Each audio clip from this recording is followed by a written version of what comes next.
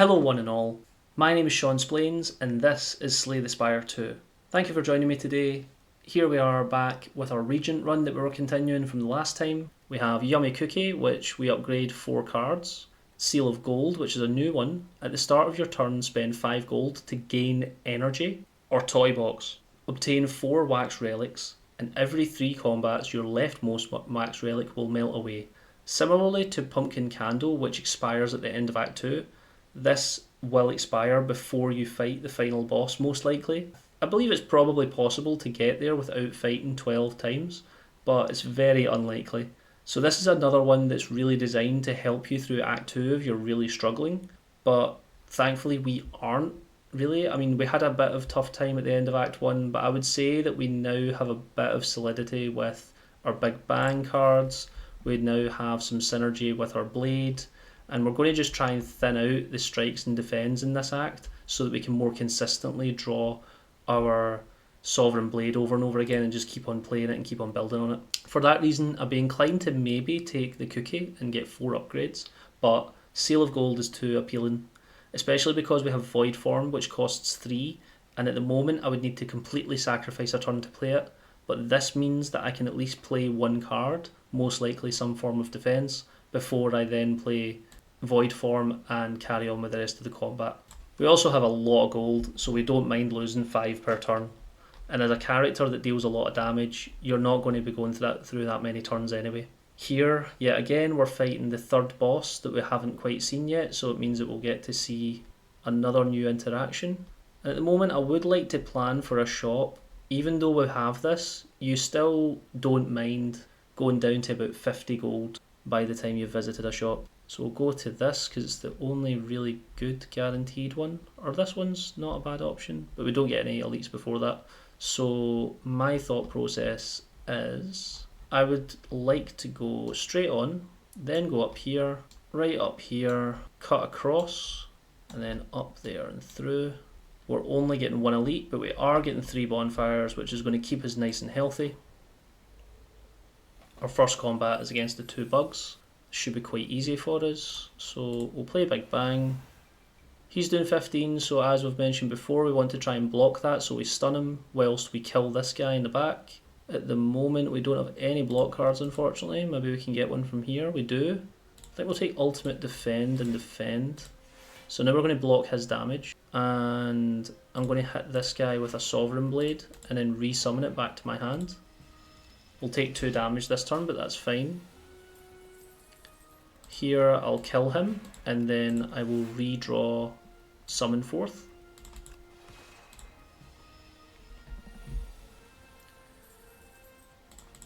Now, as much as I said this was really good because it means we get to play Void Form more often, I really don't need to in this situation, so there's no point. So we can parry, we can Summon Forth, and we can actually kill because he's already vulnerable. Here we get Guiding Star, which we've seen before, which is a good card, but not the one we're going to be taking here. Collision Course, which we've seen before, again, not a bad choice, but because we are doing Sovereign Blade build and I want to try and get more synergy with it, we're going to take Refine Blade. This gives us 9 Forge, and next turn gives us extra energy, and we really like the extra energy right now. When we upgrade it, it goes up to 13 Forge. This Lucky Fish is really helping to counteract the Seal of Gold. So every single combat, since we get about 15 gold anyway, we would need to be in a combat for more than 6 turns to actually lose gold at the moment.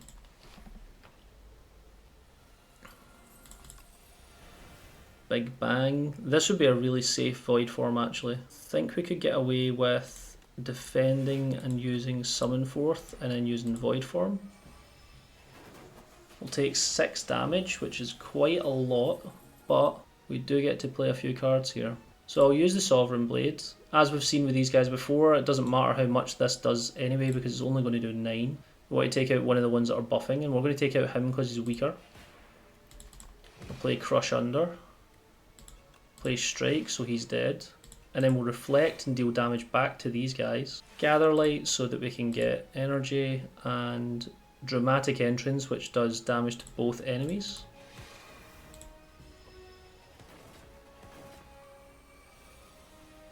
Second Big Bang followed by Shining Strike into here and Falling Star into here. Here we get an option for a Cosmic Indifference Plus, which is better than the 2 that we have, but I don't really want to take a third one. We could get Terraforming, which gives us 6 Vigor. This is a mechanic that waits on your little buff bar until you play an attack, and then it will apply the 6 damage to an attack. This works particularly well with multi-hitting moves. When it's upgraded, it goes up to 8 Vigor. I think we're going to take a skip here because as much as this is a very tempting option, I really don't think it's worth getting my deck too much bigger. Speaking of, we can now have an option to remove 2 cards but add a normality to our deck. In my opinion, this is the most dangerous curse in the game because it only allows you to play 3 cards in a single turn when it's in your hand. And as we don't have any form of discard with this character, it's too risky to try and play. It can just really mess up your day if you get it on the wrong turn, so I'm very rarely taking that. A situation I would take that is if I have a shop soon, but I don't have a shop guaranteed until I'm past the elite, so I don't really want to take this. Instead, I'll probably take the Perfect Fit enchantment, which whenever you would be shuffling your deck, the card that has this enchantment is always the first card that you draw. So we'll take that and put it on. Reflect could be a good shout because it consistently means that I'm always getting block when I shuffle my deck. Cosmic Indifference means I'll have something that would bring another card back. Summon Forth means I could always bring the Sovereign Blade into my hand. I think I'm going to take Reflect, although there's definitely a very strong argument for Summon Forth, but I think the block's too important for me, so I'm going to take this. I forgot to read the previous description, sorry for that, but it's a snug fit, but you squeeze yourself into the hole. The further you go, the darker it becomes. Eventually you see a faint light grow brighter and reveal the other side. You step out unchanged, but now understand the intimate secrets of life. Welcome to Wongos. Welcome to Wongos. We have what you want at Wongtastic prices, says the least enthusiastic cleric you ever met. Peruse our wares and enjoy our time at Wongos, they continue without even looking up. Wongo's bargain bin, get a random common relic. So as we mentioned last time, you get common, uncommon and rare relics as well. We can get the featured item of the Unsettling Lamp, which allows us to add debuffs more effectively. In this case, when you land a debuff for the first time in a combat, it doubles its effect, which we are not really doing that too often, so I wouldn't say that's that good. Or we can pay 300 gold right now and get 3 random relics after 5 combats. Because we have quite a lot of gold, I'm quite happy to take this option and just wait the 5 turns. So we have Wongo's mystery ticket. We are Wongo wowed by your generosity. Wonderful patron, you now have 8 Wongo points. With just 1992 more points, you will receive our exclusive Wongo customer appreciation badge. Have a Wongtastic day. You have no clue what they are talking about and vow to never return to Wongos. I can confirm that as you play through the game, that number won't really go down that much and you never hit 0, so there is no extra Wongo bonus. Here on this turn we've got a new enemy in the Mites. Oh no, we played these on a previous run, sorry, I think in the Ironclad one. These are the guys that will add the 2 Toxics into our hand every single turn. We'll play Big Bang. I do want to play Void Form this turn, so we'll do a little defend, play Shining Strike, and then play Void Form. Interestingly, the Void Form applies to our Toxics as well, so we can play them for free and get them out of our hand every single turn, so that's the puzzle of this fight solved. All we need to do now is kill them without taking damage, ideally. Since Big Bang is a 0 cost card, it would be a waste to play before anything else. I think I want to play Sovereign Blade. We'll just try and kill this guy as quickly as possible. And then everything else costs 1 here, so I'm just going to play the Toxics, play the Big Bang, Cosmic Indifference, the Sovereign Sword, Gather Light so we don't take any damage next turn, Rotten War to get more Forge, and then Shining Strike to get more stars. Here I can finish off the guy on the left, then I can summon Forth to deal a sizable amount of damage to this guy if I want to, but I need to try and find block, which we get with I feel like we get Equilibrium every single time we play that card. This is a really good colourless card as it allows you to gain 13 block, which buffs to 16 when it's upgraded, I believe, and allows you to retain your hand. So we'll play that. As I've mentioned, retaining is very strong. Gives us less to think about. And here, I'll play Sovereign, I'll play Reflect, and then I'll attack, play this, and play Venerate. And now we can finish off the fight. 15 gold and 3 upgraded card options. We've seen all of these before. Does anything jump out to me as something I want to take right now? We're hitting the point where our deck is where I kind of want it to be, and I don't want to add many more things. I'm tempted by Glitter Stream because I don't feel like I've got enough good block cards. We do have Reflect, although I can't consistently play that every single turn. I think Glitter Stream's a good choice, especially when we have Void Form up and running. Here we're going to Smith. I'm going to Smith the other Big Bang, so it's innate. We get to play both of them in turn 1, how exciting. Here we get the self-help book again, which I didn't read the first time we got this. On the floor lies a tome. Top 3 ways to conquer the Spire. The book is encrusted with blood, so you find this manuscript highly suspicious. Will you read it? We have the option to enchant an attack with Sharp, a skill with Nimble, or a power with Swift. If we look at our deck, we would be interested in enchanting Sharp onto Crush Under because it means it would do 9 damage to all enemies instead of 7. And there's plenty of options where I would want to block more. I think most importantly, I'm going to take the extra block on Glitter Stream since it applies to both the block you gain on that turn and on the next turn. So technically you're getting 4 block out of this 2 enchantment.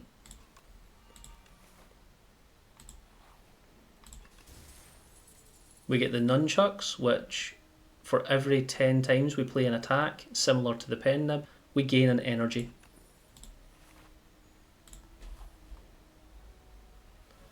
Here is my least favourite enemy in the entire game.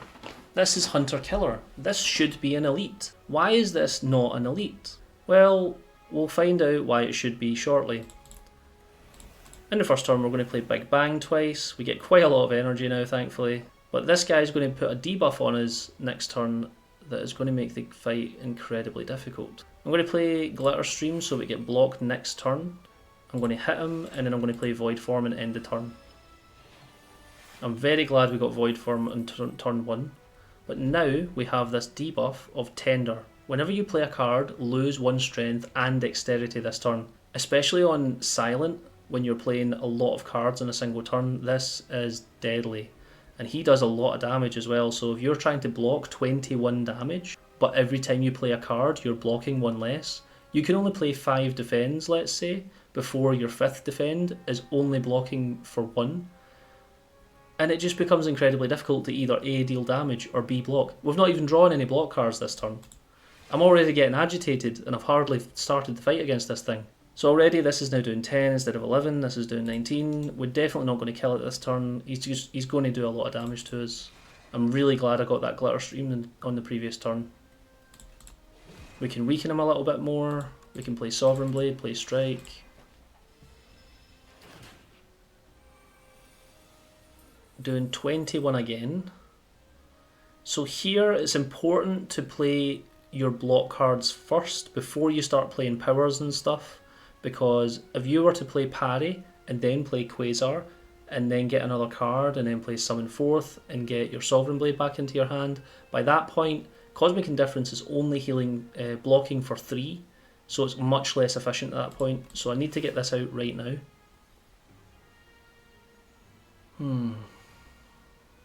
I'll take Glitter Stream back into my hand to help me next turn. I'll play Shining Strike, and I'll play Quasar and hope for a defense card. How much health is he at? I can't quite see. I think it's 37? 47. I think I could play Panic Button this turn and go crazy next turn. So I'll play Summon. I'll hit him with this, down to 23. I'll play Parry, and I'll play Panic Button. We got quite fortunate with that Panic Button. He's now only doing 17.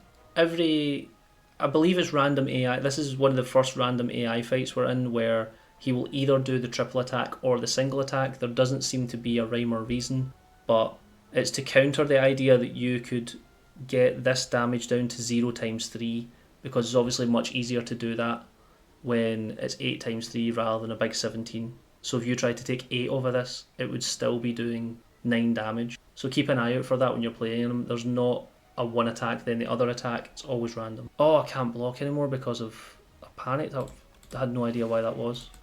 Unfortunately, we got very unlucky there with our draw, and our gamble didn't quite pay off, so we're just going to have to take 17 here. And then we'll do Shining Strike. Here we get the option of Cloak of Stars, which is a new card, which it only costs 1 star, and it gives us 10 block, which is really good. But as I mentioned earlier, I really like having a Convergence in my deck, and when we upgrade it, it gives us 2 stars and 1 energy.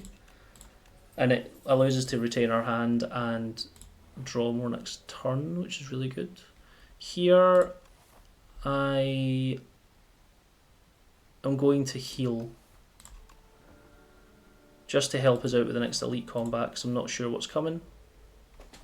We've got the Decimilipede again, so remember in this fight from a while ago, we have to try and kill all 3 simultaneously, otherwise the fight is going to go on forever. Play Quasar. Panache works really well here because it hits all enemies.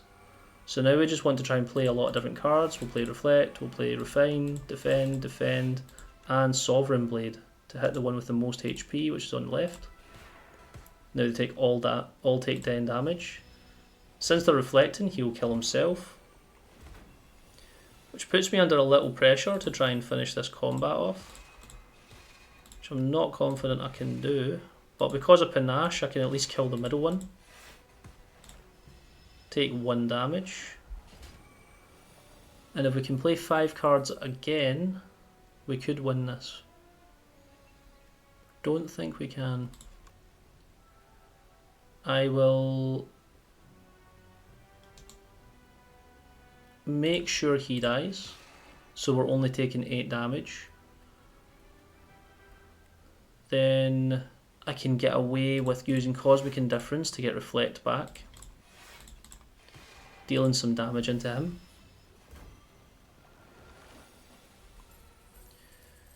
And this turn I can summon forth to use Sovereign Blade to kill this guy, and then we can Reflect to deal 6 damage back to him whilst not taking any in return. This is when this battle gets a bit awkward and it gets a little bit back and forth, but I think we'll win the battle of attrition. We'll take Summon Forth back, Parry, Venerate, Defend.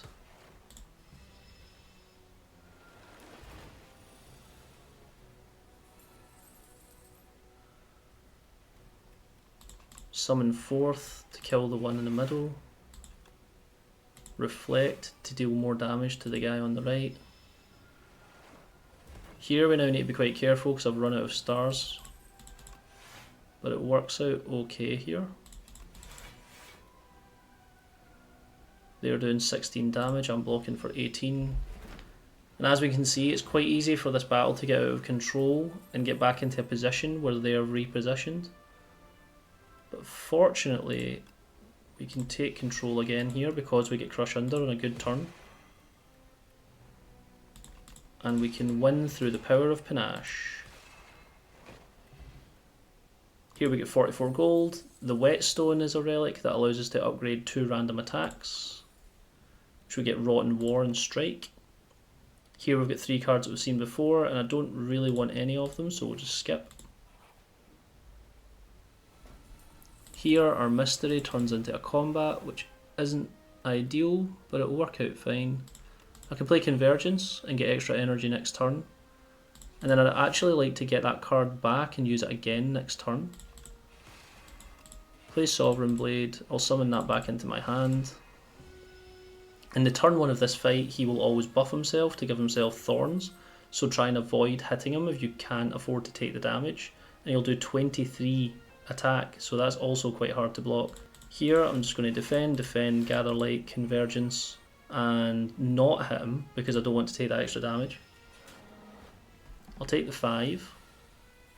I will reflect to deal that 17 back to him, hit him with a Sovereign Blade, hit him with a Shining Strike, and then Quasar into Thrumming Hatchet. Here we have Thinking Ahead, which draws 2 cards and puts 1 from your hand on top of your draw pile, which is good for planning your next turn. Thrumming Hatchet, deal 11 damage, and at the start of your next turn return it to your hand, which is good consistent damage. And then Flash of Steel, which deals 5 damage and draws 1 card, so this is very efficient. We're going to take Thrumming Hatchet because it's extra damage. And then his Reflect will knock him out. Potion of Binding is a new potion. We'll apply 1 weak and 1 vulnerable to all enemies, which is good. And here we see a couple of new cards. Pale Blue Dot is a power that allows you to draw 2 new cards at the start of your next turn if you play 5 this turn. This can work out in certain situations, but I'm not going to pick it up in this run. Guards transform any number of cards in your hand into minion sacrifice, which means that they're going to be just simple block cards that exhaust themselves at the end of the turn. This is actually really good, especially to just get rid of your defense and your strikes every single combat. Obviously it's not permanent, it's every single combat you would have to do it, but in long-term battles against big bosses and stuff, this is a great option, and this is the one we're going to take. Now we've made it to the shop, we've got 314 gold left, and as I mentioned earlier on, I want to be walking away from here with about 50 left. So we've got some options of cards we haven't seen before. We've got Astral Pulse, deals 14 damage to all enemies at the cost of 3 stars, which is really good efficiency, especially in Act 1, but I'm not going to take it here. Stardust we've seen before, I'm not that interested. Also not interested in any of the other cards, but I am very tempted by the toolbox. At the start of each combat, choose one of 3 random colourless cards and add it to your hand, and you'll get to keep on playing that for the rest of the combat. A lot of the colourless cards, as we have seen, are very, very strong, and I think this is a great relic for that reason. The other relic that we haven't seen before is Vambrace. The first time you gain block from a card, each combat, double the amount gained. As much as this doesn't sound that good because it's only once per combat, since you're only playing for 3 or 4 turns in your hallway fights most of the time, this is still a really good relic and it can save you in a lot of situations. But as I mentioned, I'm going to take the toolbox, which takes me down to 103 gold. And then as much as I'm already down that low, I would be tempted to remove a card here, although I would like to keep my efficiency of Seal of Gold for the final boss of the act, so I've got to make a decision here. If I was to use this, mathematically I would be taken down to 28 gold, which means I would only have 5 turns of this extra energy per turn. Do I think I can clear the fight in 5 turns or less, or do I think I at least only need this extra energy for 5 turns or less? In this situation, I think I only need it for 5 turns, so I'm going to just take the removal and I'm going to remove a defend, which will make playing the deck a lot easier. Here I'm going to look at upgrading guards so we get minion sacrifice plus instead of minion sacrifice, meaning this is a much better card overall. So we'll press tick. And now we're already at the final combat of the run, and here comes the toolbox. We can get Bolus, which allows us to deal 3 damage, and at the start of your next turn return this to your hand, and this is permanent as it's only 0 cost. Master of Strategy we've seen before to help us draw extra cards in a pinch. And Restlessness, retain this in your hand, and if your hand is empty, draw 2 cards and gain 2 energy. This can be quite useful and we will probably find uses for it, but I think I'm going to take Bolus because of the fight that we're doing just now, and you'll see why in a moment. So this is the Kaiser Crab.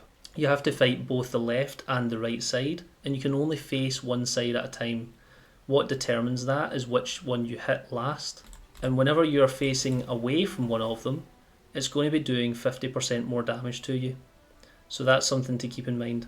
As it says, this one says deal 50% more damage when he's attacking from behind, as does this one, even though the arrows are in different directions. The other buff that it says here is Crab Rage. When an ally dies, this one receives 6 strength and 99 block, as will this one. The gimmick in this fight is you want to target down one of the claws, let the other one buff up, and then have a 1v1 battle. We want to hit the rocket one on the right because this one will deal more damage ultimately over time. It doesn't look like it at the moment, but it does. So we want to kill the one on the right and then move on to the one on the left. Although because they switch turns of who's doing the most damage, we want to use the bolus at the end of each turn to help us face the right way, which is why I picked it. We'll play Quasar, which allows us to get another thing. And I think I don't really need Master of Strategy this turn, although Void Form would be nice. We don't have a very high chance of drawing it because 18 cards are in there, but it's probably worth the risk. No such luck, but that's fine. I will play Parry, which will become useful in this battle. Play Refine Blade to give me more energy next turn. We'll play Glitter Stream to give me quite a lot of block.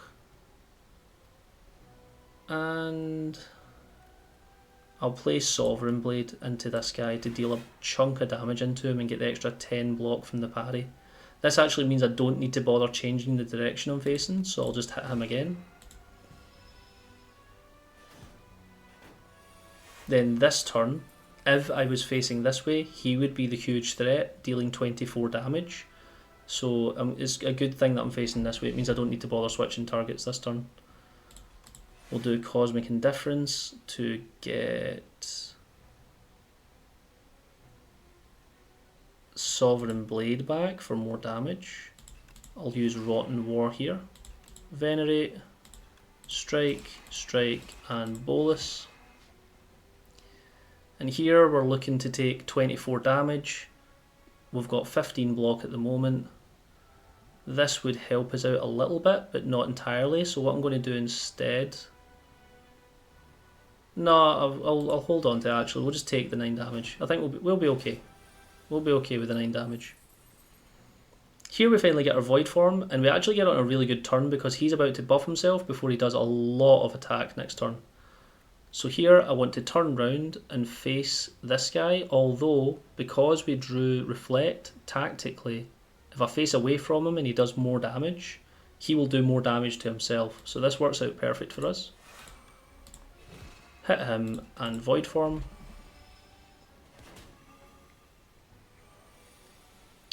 Now he's doing 33. If we were facing the other direction, he'd be doing 49, which is quite a scary amount of damage. Thankfully, we can play 2 cards for free, so we're going to hit him with this. And then do that to weaken him. He's down to doing 24 damage. We can summon forth again and hit him again with a Sovereign Blade to get another 10 block. Then we can play Convergence to get more energy next turn. Crush Under to reduce his damage again by 1. Sadly, because of the way the calculation works, with between weaken reducing by percentage and that reducing by 1, he's managed to stay at 24. So we'll take 4 damage here.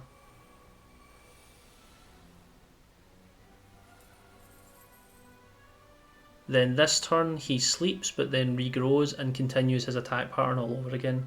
So for this guy he does a small amount of damage, then a decent amount of damage, then buffs, then does a really big amount of damage. Well, this guy does an attack and buffs himself with some block, then does double hit, then does a small hit, then does a bigger hit. Again, apologies if I'm really bad at explaining these situations sometimes. I'm trying to do it as I go, but then I'm also trying to focus on the battle and make sure that I get good content out as well and try and get multiple wins. Here we're going to try and finish off this guy on the right so we don't have to worry about him anymore and allow this 99 block to come in this turn so I don't have to deal with it since the block does go away at the end of the turn. So we'll hit him, we'll Refine Blade, I'll Reflect. Oh, we can't do Quasar yet, so we'll use Strike so we can use Quasar. Thrumming Hatchet means we kill him off. Defend and Bolus. I mean, Bolus doesn't do anything but Force a Habit. As we notice, the block disappears as they're doing their attack into me, so the Reflect actually did the damage back to him there.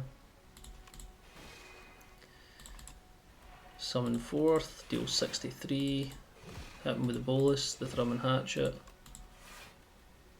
We'll get the summon forth back again. And in the end, that was quite a comfortable attempt. We managed to beat him.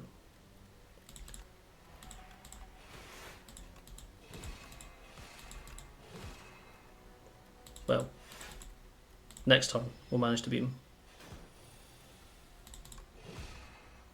And there we have it. That was Kaiser Crab.